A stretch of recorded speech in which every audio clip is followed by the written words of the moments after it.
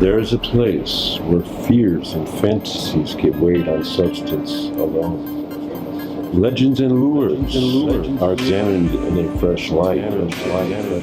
Conspiracy theory meets conspiracy fact. We've embraced the possibilities. Now beyond the threshold, you are in the new realm. Just out of nowhere, there's this huge white light coming in over the horizon. I started getting this demonic thoughts for some object in the sky. And I tried to scream, and I tried to wake up, and I couldn't. UFOs, cryptozoology, paranormal, and abduction. As the shadow people or the jinn or some other things like demonic in nature. I want to know.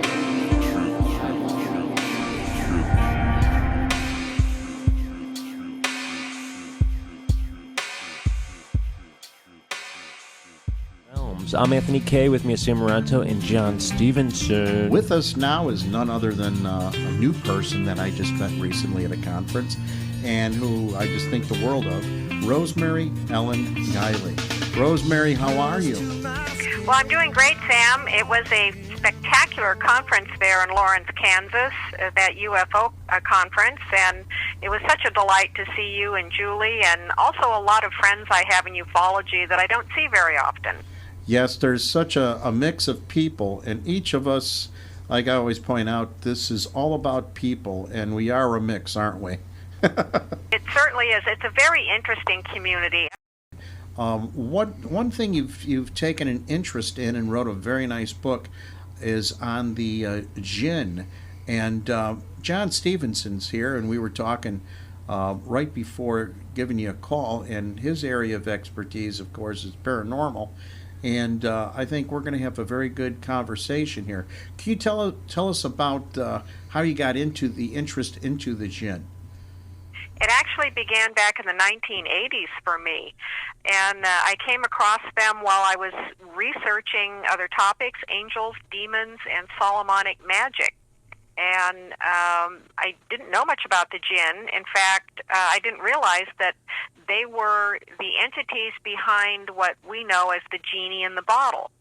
And the term jinn got translated as genie when the old ancient Arabian folktales were translated for the European and English-speaking markets back in the 1800s. So I thought that was interesting, but it was clear to me very quickly that there was far more to the jinn than this genie in the bottle idea, which our culture has always treated in kind of a humorous way. You know, we don't really take them seriously. But the jinn are a race of entities. They are quite formidable in their intelligence and their supernatural abilities and power. And as I got deeper into my paranormal investigation over the years, it became apparent to me that the characteristics that they have certainly could account for a lot of peculiar cases that investigators run into that defy explanation. These entities may account for some crossover type phenomena as far as intradimensional or extradimensional beings? Yes, in fact, there's quite a wide range of cases that they might account for. They have the ability to shapeshift. They live for a very long period of time. They're known to be very vengeful and revenge-oriented. And the creation stories and the lore that's told about them, which I believe has basis in fact, describes them as, at least a portion of them, as wanting their homeland back. They were pushed out of this world, this dimension, by apparently a long non-human time ago. entities and subjected to complex and psychological procedures. And worse. Yes. When I first started, it was quite accidentally that I got involved in this, where I was asked to speak at a conference on abduction. And although I knew about it, I really didn't know a whole lot about it, to be honest. So I, set about doing some studies because I had 2 months to get ready. And in the midst of the research, it just kind of hit me like, well, so how many people could be missing? And I tried to locate that. Unfortunately, there is no groups or databases for that type of abduction scenario. So I went on NCIC, which is the National Crime Information Center, and I saw that in 2008, 778,000 missing persons reports were filed. That's amazing. And approximately 95% were found. 75% of those are runaways under the age of 18, like, I can't have dad's car, so I'm going to run away. Another 20% came out to be spousal abuse, murders, elderly walkaways, ransom demands, etc. But what struck me was that 5% are never found, and that number came out to be 38,908. So I went back a little further, and since 1991, the missing persons reports totaled 13,861,000. Again, using that same math, 5%, 693,000 are never found. No traces ever located. And so in a 17-year period, that's 40,795 people a year that are missing. Completely unaccounted for, too. Are they just gone, totally right? Unaccounted for. No bodies found, nothing. I mean, they're just gone. And that's men, women, and children. Now, with abduction, alien abduction, a lot of the mental health and scientists explain it as, deception, proneness to fantasy, false memory syndrome, personality disorders, sleep phenomenon, environmental factors. But, those are pretty high numbers. And then, the abduction scenario, and no matter where you hear it or where you read it, it's always the same. There's a capture, there's an examination, there's a conference with the takers, there's a tour of the craft, there's loss of time, then there's the return. Some people suffer from theophany, which is, they have a oneness with God or the universe or the world. Exactly. And then there's the aftermath that they put up with for the rest of their lives.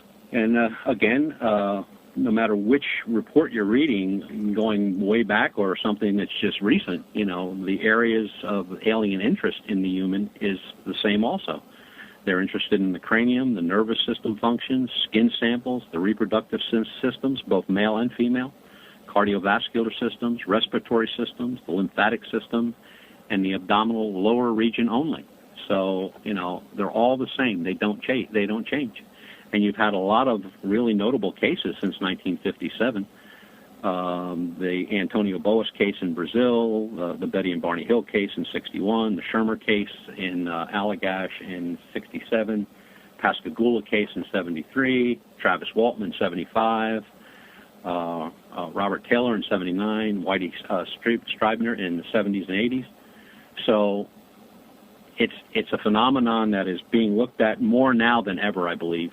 Well, the details are usually pretty much the same, too. Out of all these cases, no matter who or where they are, they usually pretty much come out the same. That's correct. I mean, they just, no matter where. The only thing is, like I said, with the abduction, there's no databases, and we can only go on stuff that's really from this country. Groups overseas are sparse. I deal with a few, and they every now and then come up with a case, but the person's either found or there was an accident or something like that. But in most cases, there's no way of knowing how many people are missing around the world because there are no databases. And I'm sure in the Middle East, where people are killed daily by the hundreds, and the African countries, who knows how many people are missing? But we can only really find anything database-wise from the NCIC report. And the NCIC report is done by every police department in the country every year. It is set forth paperwork where you would put down anything from what it is you're reporting the crimes in your area to the FBI for their reports. And that's how they publish in the newspaper that, murders are up, rapes are down, burglaries up, right. That kind of stuff. But you never hear this. I mean, when's the last time you heard on the news, X amount of people are missing? That's never brought up, ever. And for good reason, I'm sure, because how can anybody explain that? So once I got involved in that, then I really started looking at the abduction phenomenon, not only with the human element, but with cattle. In the middle 50s, the stories about finding corpses of strangely mutilated cattle began to surface in the rural southwestern United States, in the Four Corner states, New Mexico, Colorado, Utah, and Arizona. And first, the authorities blamed the pharmaceutical companies who were alleged to be using the excised organs for research, and then the cults using the organs in rituals. And the strange thing about that was, which is almost the same as the abduction scene, is there's no physical traces, there's no footprints, there's no crushed grass, no tire prints, no imprints in the snow, no indications of man nor predator near the carcasses. And the wounds on the carcasses are 1 to 1.5 inch holes through which internal organs are sucked out. The wounds are cauterized by extreme heat. They're extremely precision cut, and usually missing from all the carcasses are the eyes, tongues, lip, jaw, sexual organs, lower intestines, and udders. And the cattle mutilations are not predator. I mean, if you look at a predator, an animal killed by a predator, Well, they rip things apart. Yeah, a pack of wolves descends on a calf or a slow-moving cow. I mean, they just shred it. I mean, they take they just rip things off. There's nothing precision about anything. There are no holes. I mean, they just gut the animal. Yeah, very few animals walk around with laser cutting tools. Right. Well, and then as I got into it a little bit, then I found that sheep mutilations in the United Kingdom, in England, and now basically the same exact thing that are done to the cattle here are done to sheep out there. Now, horses have been done here also.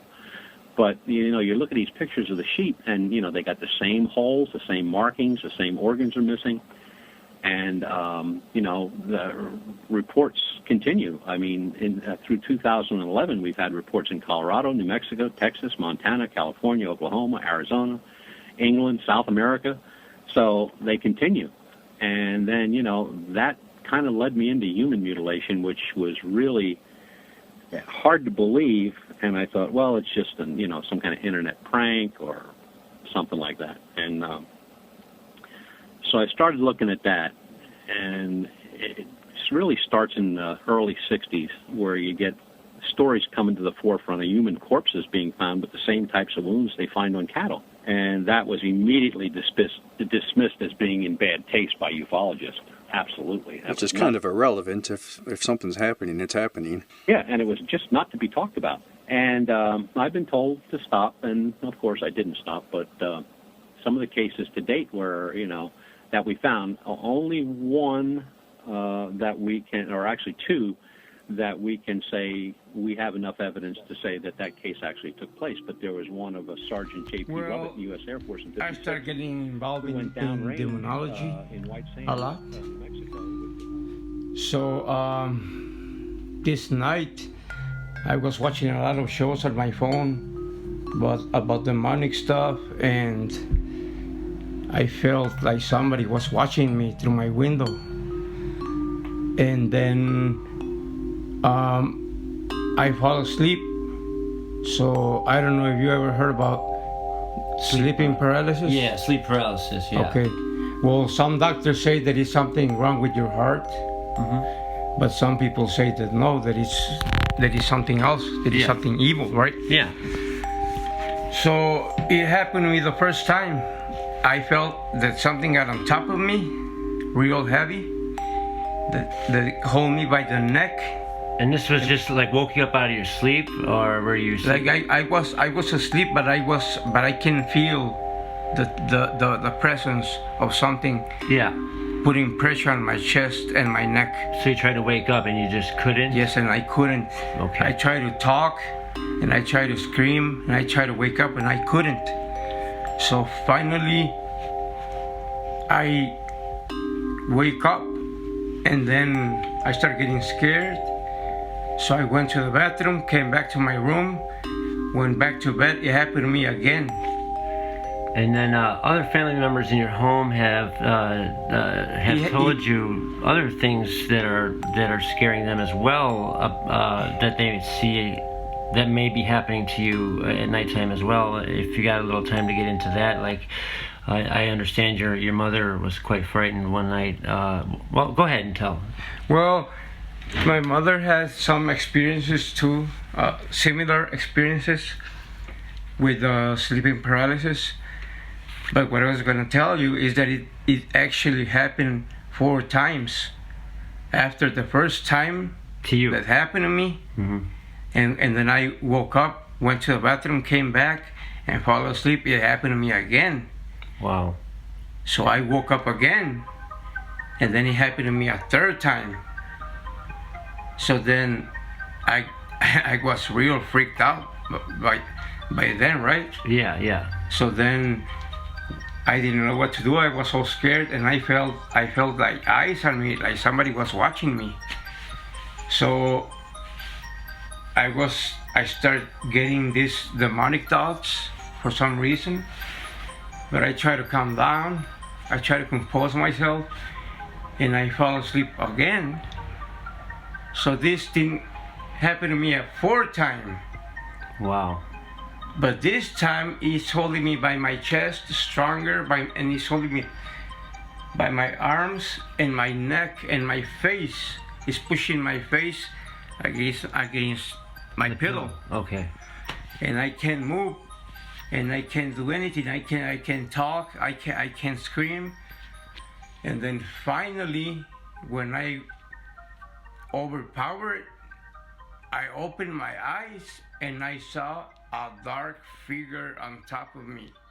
Wow. And then as soon as I woke up 100%, it just vanished.